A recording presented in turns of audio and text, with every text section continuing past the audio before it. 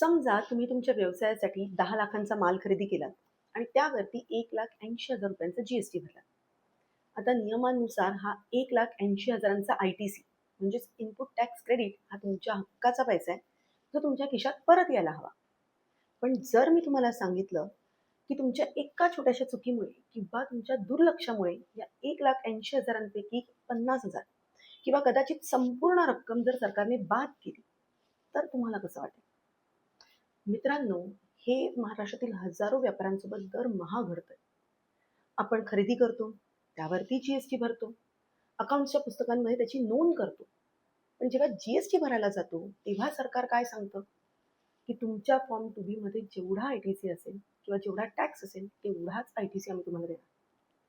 म्हणूनच आजच्या व्हिडिओमध्ये आपण पाहणार आहोत की फॉर्म GSTR 2B आणि बुक्स यांच्यातील फरकामुळे किती ITC वाया जातो, हा तोटा करोडोंचा कसा असू शकतो, आणि सगळ्यात महत्त्वाचं, हा वाया जाणारा पैसा वाचवण्यासाठी तुम्ही तुमच्या बिझनेसमध्ये आज कोणते बदल केले पाहिजेत.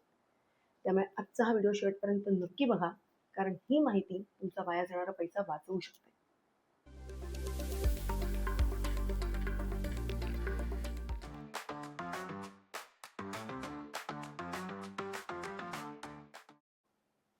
नमस्कार, मी CA प्रज्ञा श्रीधनकर. आर्थिक जागृतीमध्ये तुमचं पुन्हा एकदा स्वागत आहे. जेव्हा तुम्ही एखाद्या सप्लायरकडनं माल खरेदी करता, तेव्हा तुम्ही त्याला GST सह त्या मालाचे पैसे देता. आणि मग जेव्हा तो सप्लायर त्याचा फॉर्म GSTR 1 फाईल करतो, तेव्हा त्यांनी केलेल्या विक्रीची नोंद ही सरकारच्या सिस्टीममध्ये येते. आणि या नोंदीवरून तुमच्या GST पोर्टलवरती एक सिस्टीम जनरेटेड फॉर्म तयार होतो. त्याला म्हणतात फॉर्म GSTR 2B. सो थोडक्यात सांगायचं झालं तर तुमचे बुक्स ऑफ अकाउंट्समध्ये तुम्हाला कळतं की तुमच्या खरेदीवरती तुम्ही किती GST भरलाय. पण फॉर्म GSTR 2B तुम्हाला सांगतो की तुमच्या सप्लायरने त्यातला किती GST सरकारच्या तिजोरीत भरलाय. त्यामुळे कायदा काय सांगतो की जोपर्यंत टॅक्स तुम्हाला फॉर्म GSTR 2B मध्ये दिसत नाही, तोपर्यंत तुम्ही तो क्लेम करू शकत नाही. आता सगळ्यात महत्त्वाचा प्रश्न, फॉर्म GSTR 2B आणि तुमच्या बुक्सचं रिकन्सिलेशन करणं म्हणजेच त्यांचा ताळमेळ घालणं का गरजेचं आहे. तर याचं मेन कारण आहे की बऱ्याचदा तुम्ही खरेदी चालू महिन्यात करता, पण तुमचे सप्लायर्स त्यांचं रिटर्न वेळेत भरत नाही. GSTचे नियम काय सांगतात की जर तुमचा सप्लायर रेग्युलर टॅक्स पेअर असेल आणि त्यांनी त्याचं रिटर्न म्हणजेच फॉर्म GSTR 1 11 तारखेपर्यंत भरला नाही, किंवा जर तो QRMP स्कीम खाली असेल आणि त्यांनी IFF हा फॉर्म 13 तारखेपर्यंत भरला नाही, तर तुम्हाला तो ITC त्या महिन्यात क्लेम करता येणार नाही. मग पुढील महिन्यात जेव्हा केव्हा तो त्याचं रिटर्न फाईल करेल, तेव्हा तुम्हाला त्याचा ITC क्लेम करता येईल.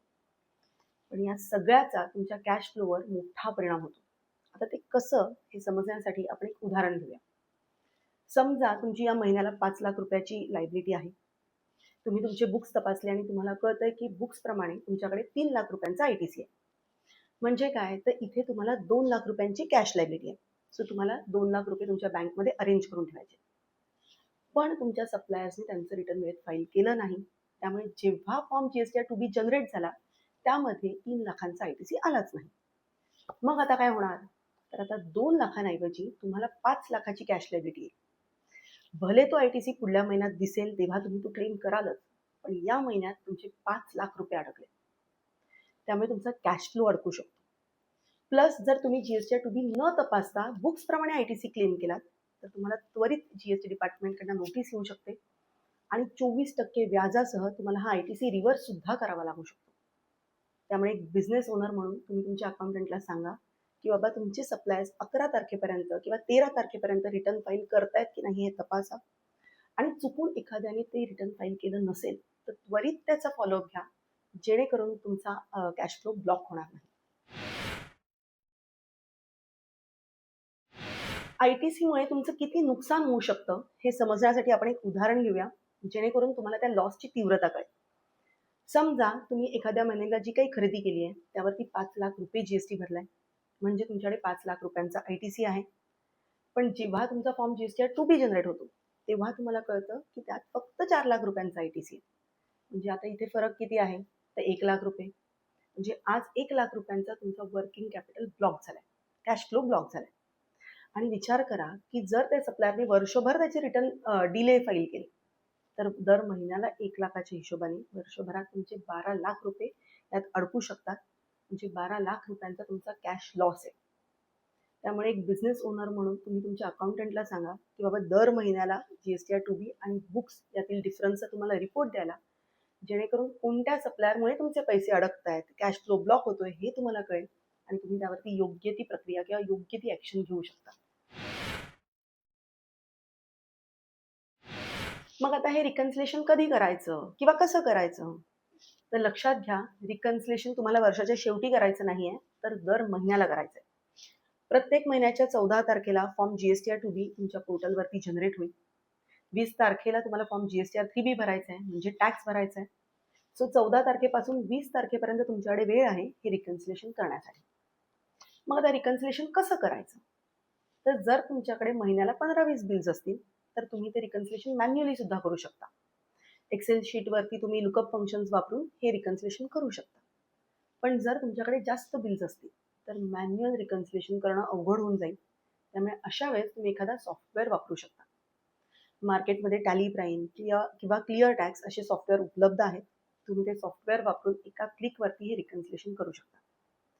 सो एक बिझनेस ओनर म्हणून तुम्ही तुमच्या अकाउंटंटला सांगून ठेवा की बाबा 16 तारखेपर्यंत हे रिकन्सिलेशन झालं पाहिजे, जेणेकरून तुमच्याकडे 4 दिवस हातात राहतील कॅश लायबिलिटी असेल तर त्यासाठी पैसे अरेंज करायला. समजा तुम्ही रिकन्सिलेशन केलंय आणि तुम्हाला कळलं की बाबा अमुक अमुक सप्लायरने त्याचं रिटर्न भरलंच नाही किंवा रिटर्न भरलंय पण तो वेळेत भरत नाहीये, मग तुम्ही काय करायचं? तर सर्वात पहिले त्या सप्लायर्सचा फॉलोअप घ्या.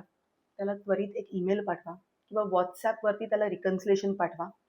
त्याच्याकडनं जाणून घ्या की बाबा त्याने रिटर्न का फाईल केलेलं नाहीये आणि जर चुकीचं फाईल केलं असेल तर त्याच्याकडनं ती दुरुस्ती करून घ्या. दुसरं आहे की पेमेंट होल्डवर टाकणं. जर एखाद्या सप्लायरने त्याचं रिटर्न वेळेत फाईल केलं नसेल तर पुढच्या वेळेस त्याचं पेमेंट करताना जीएसटीची रक्कम होल्ड करा, टॅक्सेबल व्हॅल्यूचंच त्याला पेमेंट करा आणि जेव्हा केव्हा ते बिल तुम्हाला फॉर्म जीएसटीआर 2B मध्ये दिसेल तेव्हाच त्याला जीएसटीचं पेमेंट रिलीज करा. आणि तिसरं आहे परचेस ॲग्रीमेंट. जेव्हा तुम्ही एखादा न्यू सप्लायर ऑनबोर्ड करता तेव्हा आपण त्याच्यासोबत एखादा ॲग्रीमेंट करतो. तर त्या ॲग्रीमेंटमध्ये स्पष्टपणे लिहा की जर त्याने टॅक्स वेळेत भरला नाहीत आणि जर तुम्हाला डिपार्टमेंटकडनं एखादी नोटीस आली तर तुम्ही त्याच्याकडनं व्याजासह जीएसटीची किंवा आयटीसीची रक्कम रिकवर केली जाईल. त्यामुळे मित्रांनो, एक बिझनेस ओनर म्हणून तुम्ही तुमच्या अकाउंट्स डिपार्टमेंटमध्ये एक वेंडर रेटिंग सिस्टीम सुरू केली पाहिजे, जेणेकरून जे वेंडर्स लेट रिटर्न फाईल करतायत त्यांच्याकडनं खरेदी करणं तुम्ही हळूहळू कमी करू शकता. सो मित्रांनो, आजच्या व्हिडिओमध्ये आपण काय पाहिलं? तर जीएसटीच्या युगात फक्त खरेदी करणं पुरेसं नाहीये, तर तुमच्या सप्लायरने तो टॅक्स सरकारच्या तिजोरीत भरलाय की नाही यावर सुद्धा लक्ष ठेवणं हा तुमच्याच बिझनेसचा एक भाग आहे.